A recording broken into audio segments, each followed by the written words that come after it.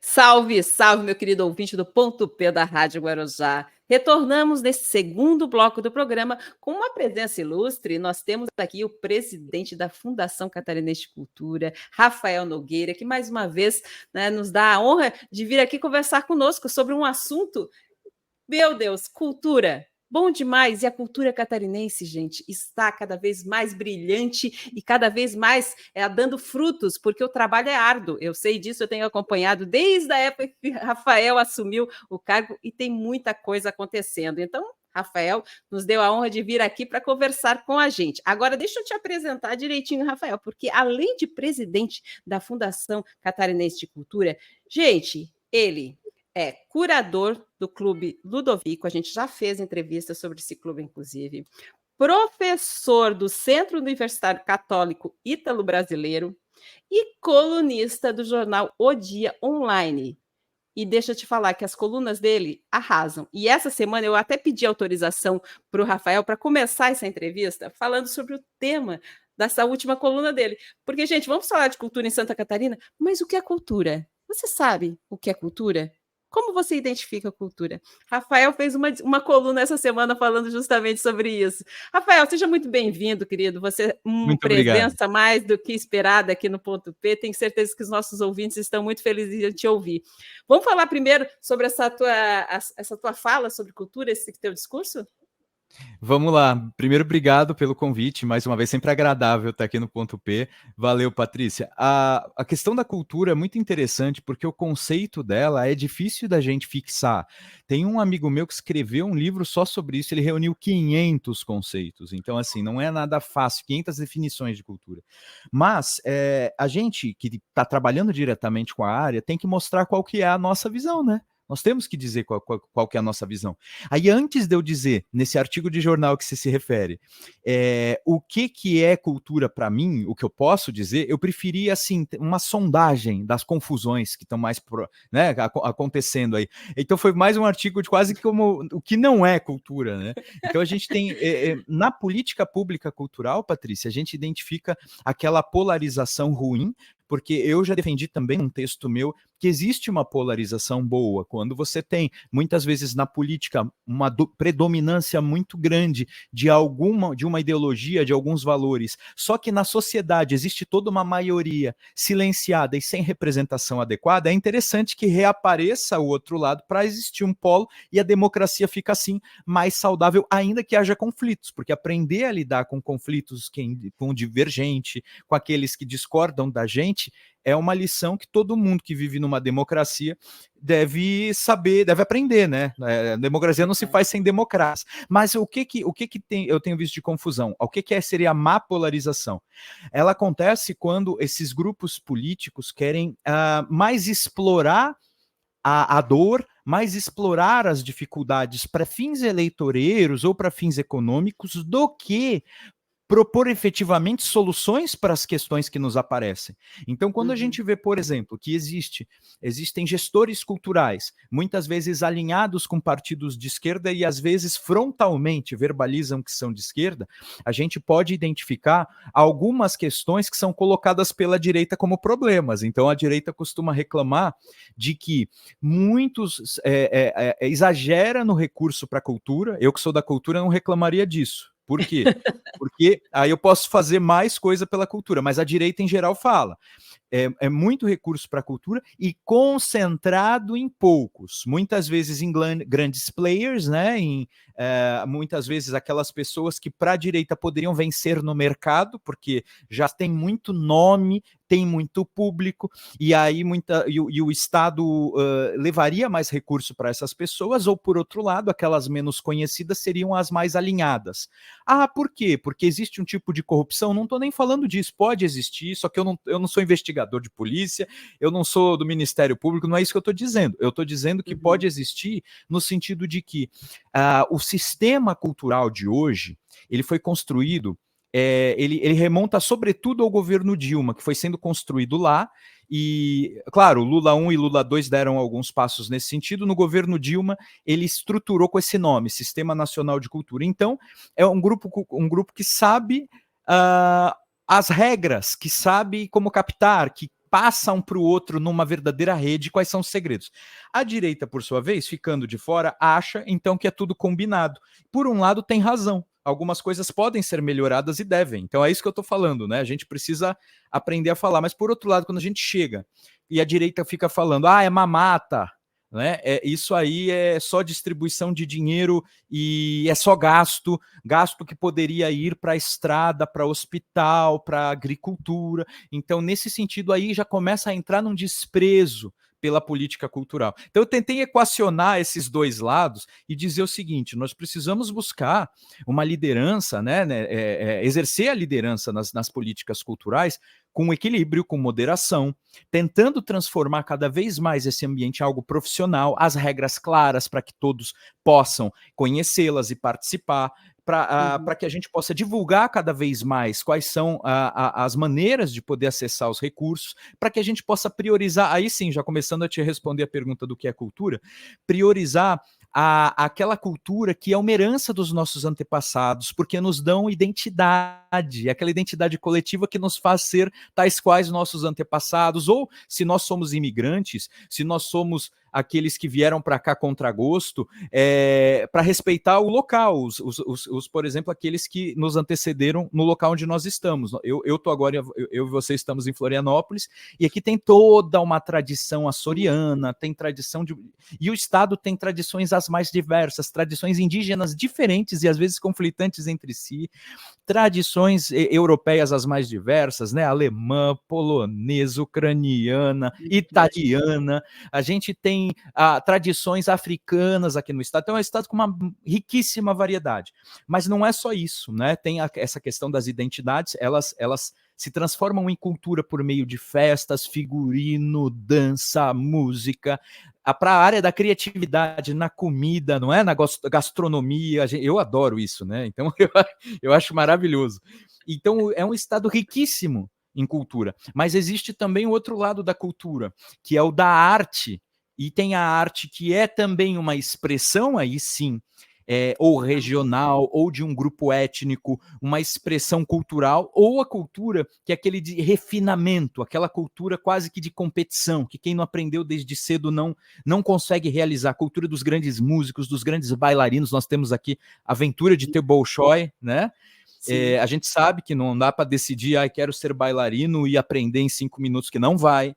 Então, assim, e isso o Estado precisa dar suporte, né, para ambas as coisas, para a nossa memória coletiva, que produz a nossa identidade, ainda que muito variada, isso é riquíssimo, a gente valoriza, e também para as belas artes, para as artes de alto nível, por aí vai. É o começo de conversa, Patrícia, mas como eu já falei tanto na primeira pergunta, eu vou parar por aqui.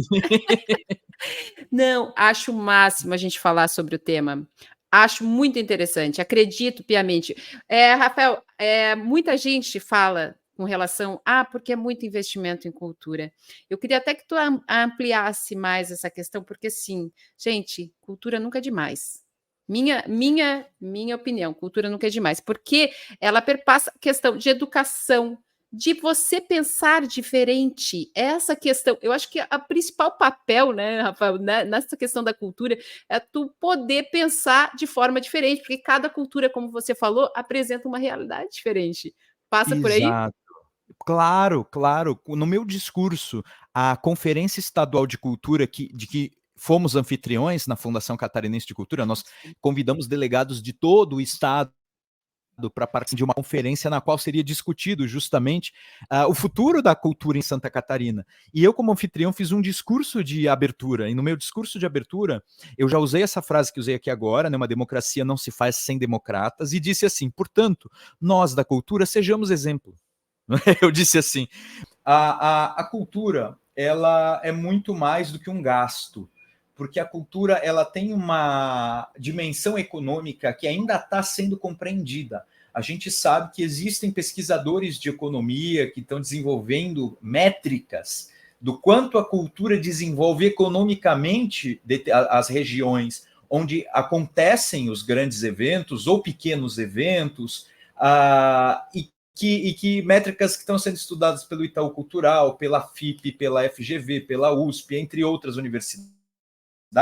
Acredito que o pessoal da economia criativa aqui da UFSC, entre outros. E essa medição tem mostrado o seguinte: aquilo que se investe em cultura movimenta tanto a região, movimenta o turismo, e o turismo envolve hotelaria, transporte, alimentação, movimenta a cadeia da economia da cultura, que é a cadeia do quê? Dos iluminadores, dos produtores, daqueles que cuidam de cada detalhe para construir o equipamento que vai ser usado, dos artistas, enfim, de toda aquela rede que faz com que seja possível a apresentação.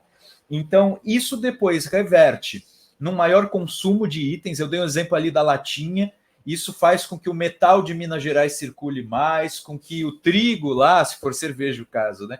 O trigo lá, principalmente do Rio Grande do Sul, a gente tem muita cerveja artesanal, então a arte, o valor agregado, né, da criatividade catarinense também aparece nesse valor, e toda essa geração de valor faz com que haja também mais rendimentos, mais tributação, e isso faz com que nós tenhamos maior poder para construir ainda mais hospitais, escolas e suporte à agricultura. Então, eu acredito muito na cultura, inclusive sob esse ponto de vista econômico, mas a cultura não é só isso. A cultura, como você mesma disse, ela é o auxiliar poderoso da educação, ela faz bem para a saúde, né? Saúde mental, sobretudo. Existe até musicoterapia hoje em dia, todo mundo sabe que uma música, um quadro, um filme, uma série podem deixar nossas alegrias mais ainda fortes, mais fortes, podem nos consolar nas nossas tristezas, podem abrir as nossas consciências para verdades que a gente não enxergaria só estudando diretamente as coisas ou só prestando atenção na vida, no dia a dia. Então, assim, a arte, ela é quase uma magia que a gente tem à nossa disposição para que a humanidade seja mais humana, né, e transcenda até os limites da vida cotidiana, né, de só viver por viver meio organicamente. Eu acho que a arte tem esse poder. E a cultura, a preservação do elo com os nossos antepassados, aquilo que a gente está legando para o futuro, todos os espaços culturais que são construídos com muito custo, com muito tempo, podem ser destruídos assim, numa decisão errada. E é por isso que custa. A memória bibliográfica, tantos livros escritos em Santa Catarina, os catarinenses têm de saber, a Biblioteca Pública do Estado de Santa Catarina é também uma instituição de guarda dentro da FCC, da Fundação Catarinense de Cultura, que preserva os livros catarinenses publicados aqui, né, em Santa Catarina. Tudo isso precisa de recurso público, porque é de interesse estratégico do Estado e faz bem para a nossa memória coletiva e para a nossa identidade. Faz bem para a alma, Rafael. Faz bem para a alma. Mente e espírito. Cultura é tudo, gente. E essa cultura tem recebido um investimento muito forte em Santa Catarina. Rafael está à frente aí da Fundação Catarinense de Cultura e ele pode falar muito bem. 2023 foi um ano gigante para a cultura catarinense. Vamos falar um pouquinho sobre 2023. Eu sei que 2024 tem muita coisa que virar, mas segundo o Rafael ainda não foi finalizado o planejamento, então no momento seguinte ele vai falar mais sobre 2024, mas principais ações. Fechou o ano redondinho, não foi? Ou não? Teve problemas? Sim. Teve um problema e mil coisas boas que a gente tem para contar. A gente conseguiu no ano passado bater vários recordes, sabe? Isso é muito importante que a gente diga. A gente conseguiu o maior número de público da história lá no Teatro Ademir Rosa, que é aquele teatro tão bonito no SIC, no Centro Integrado de Cultura, que todo artista gosta de vir para cá por causa da beleza daquele teatro. A gente conseguiu também fazer reformas muito importantes nos vitrais, que nunca antes tinham sido reformados, que estavam com suas cores já estragadas, tinham muitos problemas ali, com risco de quebra. Eles foram totalmente restaurados. Eu me refiro ao vitral do Museu Histórico de Santa Catarina, Palácio Cruz e Souza, e ao vitral do TAC, o Teatro Álvaro de Carvalho, tão querido pelos catarinenses. Demos início também, ali em 2023, a reformas essenciais. Museu Nacional do Mar, foram 3 milhões dados pelo governo para fazer reformas estruturais, porque é um museu referência para o mundo, o maior da América Latina no gênero, e ao mesmo tempo, em São Francisco do Sul, né, ele fica, e ao mesmo tempo ele estava capengando, assim, estava horroroso. E aí a gente conseguiu também, pela Rouanet, que essa foi uma característica da nossa gestão, trazer muito dinheiro de fora. Nós conseguimos 7 milhões. Nós trouxemos também lá do âmbito federal, do Congresso Nacional, junto com o Ministério da Cultura, 125 milhões para a cultura de Santa Catarina, sendo 60 desses milhões geridos pela Fundação Catarinense de Cultura em vários editais. Né? Foram mais de 5 para o cinema, foram 2 editais para as demais áreas da cultura, então a gente teve muita coisa acontecendo com valores tão altos, nunca antes administrados, né, nessa cifra aqui. Agora, tem algumas questões que para 2024 a gente faz plano plurianual, então a gente já previu até 26 e para frente, né? A gente costuma tentar enxergar para frente. Mas o plano exato para 2024, a gente já está ao mesmo tempo com a mão na massa e fazendo os ajustes para fechar e dar sequência. O que a gente sabe hoje é que a gente tem algumas novidades nas nossas casas. Eu falei delas um pouco, mas tem mais coisa, viu? Já indo 2024. Não sei se você quer saber algo específico sobre essas casas culturais, mas a gente tem algumas novidades. Eu sei que vocês têm uma novidade aí então, sobre o Museu de Arte de Santa Catarina. Isso. Exato. O Museu de Arte de Santa Catarina, o MASC, ele é administrado pela Fundação Catarinense de Cultura, venceu a administradora Ana Paula, junto com a equipe dela, montou um projeto, enviou para o IBRAM, que abriu um edital para museus, o IBRAM é o Instituto Brasileiro de Museus. E Santa Catarina, como Museu de Arte de Santa Catarina, ganhou o primeiro lugar. Então, nossa administração conseguiu 500 mil para as reformas essenciais de que estava precisando o Museu de Arte de Santa Catarina. O governo do estado, o governador Jorginho, vai aportar mais 100 mil de contrapartida, então serão 600 mil para execução de um projeto fantástico que abrange uma série de coisas, né? Ele vai agradar todos desde os pesquisadores até o visitante leigo, porque é um conjunto de projetos. O projeto ele tem mini projetos dentro dele. E, ao mesmo tempo, a gente está reformando o telhado, porque houve um problema anteriormente, gestões passadas, de vazamento, e ali tem obras de arte muito sérias. Então, cuidamos do acervo e deixamos o salão preservado até que esse telhado fosse arrumado. E a obra do SIC, então, está em andamento já. Então, a gente já está com o telhado do Centro Integrado de Cultura integralmente sendo revisto, mas para o museu isso vai ser muito especial, justamente porque nós vamos voltar a ter exposições ali. A gente tem também datas, datas. O que vai sair do telhado, né, que foi uma obra de mais de 1 milhão esse telhado. Nossa. Isso, o telhado começou agora em janeiro, a reforma, né? Então a previsão é 180 dias. Então, a gente acredita que neste ano vai estar tudo 100%. O do MASC, a gente vai ter esses projetos sendo construídos também ainda neste ano. É bom falar também do Teatro Ademir Rosa, que eu disse que a gente bateu o recorde de público em 23, mas em 24 a gente já realizou a higienização completa do carpê, das poltronas, a gente colocou nova iluminação no hall, na rampa de acesso, condicionados, né? Eles passaram por manutenção. As paredes foram todas pintadas, as campainhas que anunciam o início do show para chamar a atenção foram substituídas para que possa ser possível, para que seja possível ouvi-las lá no hall do SIC. Inclusive, quem está tomando cafezinho ali, tranquilamente, consegue ouvir as campainhas para poder entrar. Tudo isso graças também ao trabalho do Adriano Dutra, administrador do Teatro Ademir Rosa, e sua equipe. Gente, é muita coisa. Sabe, eu até vou fazer um elogio para a tua equipe também, Rafael, porque eu sei de tudo que acontece em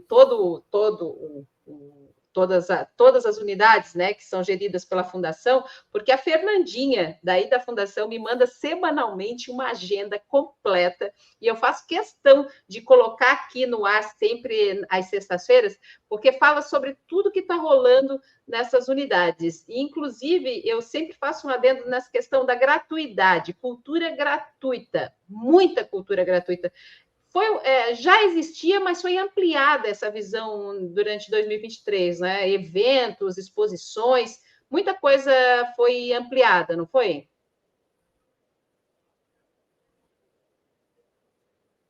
Foi, porque como a gente teve um número maior de projetos analisados e aprovados no programa de incentivo à cultura, a contrapartida, em geral, é que seja gratuita a visitação pelo público, ou que seja a preço popular. Então a gente teve, por exemplo, foi possível trazer um espetáculo da Broadway, licenciado pela Broadway, graças ao programa de incentivo à cultura e por iniciativa da equipe, do Rodrigo, que conseguiu também reunir grandes músicos que já cantaram essas peças licenciadas pela Broadway, para cá, e a R$10 a entrada. Então também isso é notável, porque facilita o acesso a todo mundo. Nós tivemos mais de 5 mil pessoas acessando, porque lotaram os 5 dias, a casa tem 900, né, assentos. Então, assim, a gente teve realmente um enorme sucesso, e as exposições são gratuitas, existem exposições montadas, né? Quem quiser visitar o Museu Histórico de Santa Catarina, ali no coração da cidade, né? Uma joia, aquele palácio lindo, Cruz e Souza, tem uma exposição sobre o Japão, nós temos uma exposição também lá no Museu de Imagem e Som, que fica também no SIC. Quem já for assistir a um espetáculo, peça para ir ao MIS, Museu de Imagem e Som, fica até 18 de fevereiro. Face à Impermanência é o nome da exposição. Então, a gente tem exposições gratuitas também, frequentemente, tem 2 ali no Espaço Lindolf Bell, tá? E a gente tem mais alguns dados aqui também, viu, Patrícia? Mais algumas novidades para 24, de reformas assim, restaurações nunca antes feitas aqui, ó. O TAC, o Teatro Álvaro de Carvalho, que é outra joia histórica e cultural da nossa cidade e do nosso estado, ele está passando por uma reforma elétrica completa. Ela começou em 3 de janeiro. Vai trocar tudo de fiação, sistema de ar-condicionado, tudo que tem relação com luz e som. Então, ele vai se destacar no estado. Provavelmente vai se transformar em referência, vai ser o melhor do estado nesse sentido. E nisso foi investido R$1.900.000, tá? Também 180 dias. A Galeria do Artesanato, que é um espaço que também administrado pela FCC, em que o artesanato catarinense pode ser exposto e comercializado, inclusive. Só para você ter ideia, em 2023, em janeiro, foram por volta de 5 mil aqueles que visitaram, né? E neste ano, a gente já está passando pelo número de quase 9 mil, 8.700 pessoas. A gente também teve uma comercialização no nível de R$140.000 em artesanato, e nesse ano 160. Então, assim, todos os números subindo, sabe? Então a gente está muito orgulhoso disso. O Museu Histórico de Santa Catarina, 11.300 visitantes só em janeiro, sendo que o recorde de visitantes do ano inteiro é de 49 mil. Ou seja, se a gente fez isso só em janeiro, a gente está para bater todos os recordes históricos de visitação, e as casas culturais vão ficar, olha, lindas, tinindo, para receber o público que é, né, o público catarinense, o contribuinte catarinense, que é realmente o dono disso, né? Eu gosto de dizer isso. Nós, que estamos à frente das políticas de cultura, somos os zeladores, nós não somos os donos. O cidadão precisa perceber isso. Não é eu sou dono enquanto cidadão, não coproprietário, digamos assim, não único, né? Os zeladores são os funcionários públicos, e o governador tem nos pedido para zelar de coração, assim, com toda a atenção possível, para que fique. Ele gosta de casa bonita, arrumada, e está dando esse apoio. A gente está vendo pelas cifras, né, e pelos resultados que a gente vai ter, e vão ser vistos, né? Vão ficar aí a olhos vistos de qualquer um muito em breve. Sabe que era isso que eu ia falar contigo agora, sobre a questão da transparência, o quanto isso agrega para a conquista desses números aí, Rafael. O trabalho de vocês, a equipe que você tem aí, está de parabéns, você está de parabéns, mas eu gosto muito dessa questão da transparência que você ampliou depois de que assumiu a fundação. E eu acredito piamente que essa questão tenha angariado muitos moradores, turistas e pessoal da terra mesmo que valoriza a cultura local. Sempre teve esse objetivo de tudo que faz, apresenta números, dados?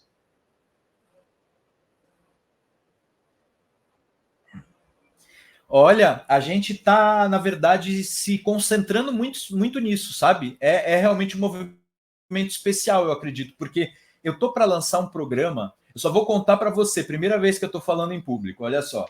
para você, para os ouvintes aí do Ponto P. A gente vai lançar um programa chamado Cultura Levada a Sério, que é justamente um sistema integrado de levantamento de dados e de racionalização de dados para a gente poder aumentar a transparência e o poder da minha decisão para que ele seja científico, né? Para que a minha decisão seja fundada em dados, em indicadores, em ciência. Então, a gente está trabalhando com isso e vamos lançar provavelmente em março, na presença do governador, da imprensa. Você está convidada, tá? A gente vai mandar formalmente o convite para a gente mostrar esse sistema, essa inovação que a gente está trazendo, e vai ser uma novidade para o Brasil. Acho que nisso a gente vai sair na frente, tá? Usando inteligência artificial aí, hein? Olha, mais uma vez, Rafael arrasando aí, a Fundação arrasando. É isso aí. A cultura tem que estar com as mãos, ó, interligados aí com tudo, com o antigo e com o novo. É isso aí, gente, acompanhando tudo que rola. Rafael Nogueira, precisamos ir embora. Exato. Por mim, ficaria assim, ó, até 5 horas da tarde, porque é muito assunto, né, Rafael? Mas já fica o convite para quando fizer o planejamento, o planejamento fechado para 2024, retorne. Perfeito. Quando a gente tiver todos os pontos desenhados e com a anuência do governador e as ideias dele também bem desenhadas, nós vamos trazer aqui. Vai ser um prazer trazer em primeira mão aqui para você, Patrícia. Obrigadão. Obrigada, a gente que agradece. Um grande beijo, até a próxima, então. E você, vamos lá para o intervalinho comercial, porque já estamos um pouquinho atrasados. Você sabe que a jornalista se empolga num bom papo, né? Então, mas é perdoável. A gente está com um grande nome aqui, uma grande pessoa, um profissional ímpar. Então, vamos lá para o intervalo, mas voltamos. É rapidinho, 2 minutos, vai e volta. Não larga a minha mão.